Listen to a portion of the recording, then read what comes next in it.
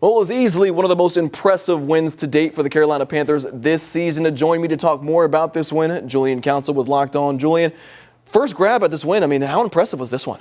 I mean, super impressive, Myles, because I was sitting there in that first half when they went down 17-0 thinking, oh, here we go. This is going to be yet another one of the embarrassing losses during this David Tepper era. And instead, it became one of the more emphatic comeback wins, one of the biggest wins the Panthers have had since back in 2018, when up in Philadelphia, Cam Newton brought the Panthers back from 17 points down to win that game. Now, that season did not end into the playoffs, and we'll see how this season potentially turns around after this kind of a win. But I thought it was huge for Dave Canales, for Bryce Young, who got them to that 17-0 hole, and for a defense that's been much maligned, had a nice little turnaround against Arizona, then against Atlanta, then took a big step back last week to take a step forward again this week. Big for the Panthers to come out there, turn things around, and get this win to go to 2-3. Now, we got to admit, we talked about this a little bit earlier, though, too. It kind of seemed like, at least at first grab, that this was going to go in the wrong direction, right? A couple early turnovers for Bryce Young. What was the turning point that you noticed there that really helped kind of chip away and ultimately win this game for the Carolina? Yeah, I think, honestly, the turning point was a play made by Bryce Young. You look at it, they got into this position because Bryce had one of the worst fumbles you'll ever see, where it looked like he just got spooked by Bradley Chubb and just dropped the ball. The interception was an overthrow. We've seen that time and time again from Bryce early on in his career here in Carolina. But there was a fourth down play, 4th and 4. They're in Dolphins territory, 47-yard line, basically in no man's land. Got to go for it. He's able to evade the rush and then find Tedero McMillan for a 20-yard reception for that first down. Then he finds Xavier Legette, a guy who a lot of people, myself included, have really been down on based on how he performed week 1 in Jacksonville, week 2 in Arizona. And for him to have that play, Bryce to make that play, that's where really things started to turn around. Because if they don't get that 4th down, then I think we're talking about a much different result. And I'll also shout the defense. 5 straight possessions in the middle of that game where they forced a punt and a scoreless possession for Miami. If the defense didn't hold the Dolphins down, that does not give Bryce Young, Rico Dowdle, and the rest of the offense an opportunity to come back here and to win this game on Sunday. And what a confidence booster, not just for Bryce, but also for Xavier Legette. Get back in that game, get that touchdown as well. But one guy we got to talk about on offense, Rico Dowdle. I mean, over 200 yards, 206, a career high.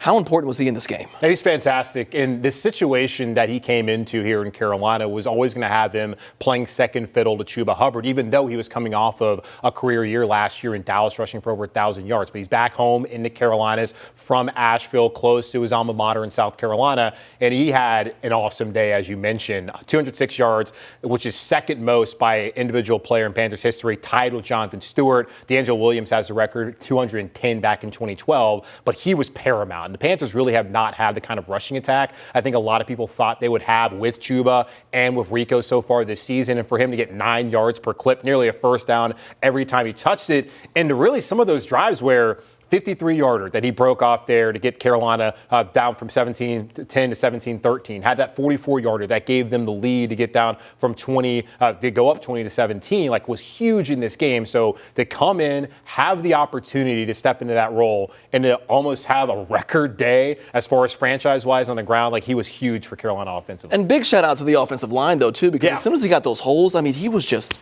gone at this point, making those big gains. Now, we talked about it, obviously, the confidence booster coming out for this game for Bryce Young.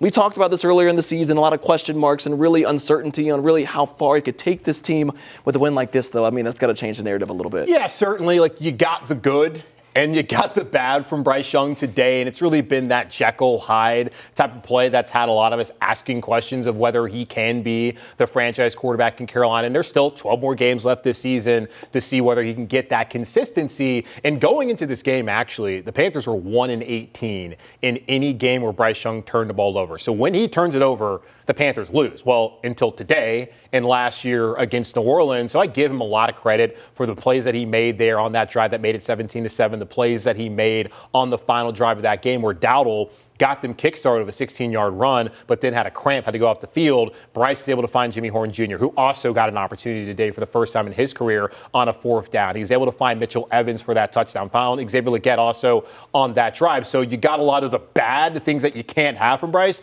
but also you got to see some of the things that make you excited about what he potentially can be here. And the hope is we'll continue to be more of that than what you saw in the first half on Sunday, and also what you've seen against Jacksonville and Arizona in those games as well. Yeah, and it honestly more impressively to get over those turnovers, get over that hump, get over this piece by piece, just chipping away continuously. 2-0 at home. next week, a tough one. Can they go 3-0? Possibly. And honestly, at this rate, they're going to have to go 3-0 because they're not good on the road right now. Dave Canales only 2-9 in his career here in Carolina on the road, albeit it's only been 11 games on the road, only his second year early on to it. But they were not competitive in Jacksonville. They were not competitive against Arizona until garbage time when they nearly came back in that game. And we don't really need to discuss what happened last Sunday in New England. But if they can hold serve at home, get to 3-3, have the Jets, which you got to think that's a game you should win on the road. Then at 4-3, possibly, you're feeling pretty good about that litmus test with the Buffalo Bills coming to town, and then after that going up to Green Bay to face off against the Packers. So a huge one for Carolina and a big opportunity coming up against the Dallas Cowboys next Sunday. I don't want to throw this P word around, but I'm going to have to do it now. When it comes to the playoffs, I mean, we talked about it. I mean, a very impressive win over Atlanta. Obviously, a come-from-behind win like this, though, too. I mean, if they can get to 4-3, do we feel like they could possibly get into that conversation, whether it's in the hunt? I mean, what's it going to take? Let's get the 4-3 first for Carolina to really talk about the P word. I love that you bring that up because if they, like Dallas, because here's the thing. You looked at the season going into it, and you felt like these first 7 games are where Carolina really needed to get off to a good start. And not being at home for the first couple of weeks where you had 3 of your first 4 games on the road was not ideal for this team, but Jacksonville felt like a winnable game. Arizona felt like a winnable game. Certainly Atlanta did today against Miami, did New England last week. Dallas coming up, as bad as they've been defensively, and the Jets, like those all felt like games Carolina could win. I didn't think they'd win all of them, obviously, but I thought they had a chance to maybe get off to a decent start before they started playing the upper echelon of the NFC and the NFL as a whole, and the Bills and in the Packers in those back-to-back weeks. So if they can get the 4-3, if they can win 3 in a row, which I don't remember the last time the Panthers won. I guess, it was the start of the 2021 season when Sam Darnold was here. Now he's in Seattle, and he went from Carolina to San Francisco to Minnesota to Seattle. So it's been a long road since that last happened. Maybe we can have that conversation. But certainly, if they get up to a 4-3 start, win 3 in a row, and then somehow beat Buffalo, then, we're going to probably have to have a conversation about the P word halfway through the season. Yeah, absolutely. And that'd be a nice thing for Panthers fans. Hopefully we'll see more of them in the stands come next week. Julian, I always appreciate your time. Thank you so much. And always good to talk about Panthers, especially after a win. Absolutely. Thanks, guys.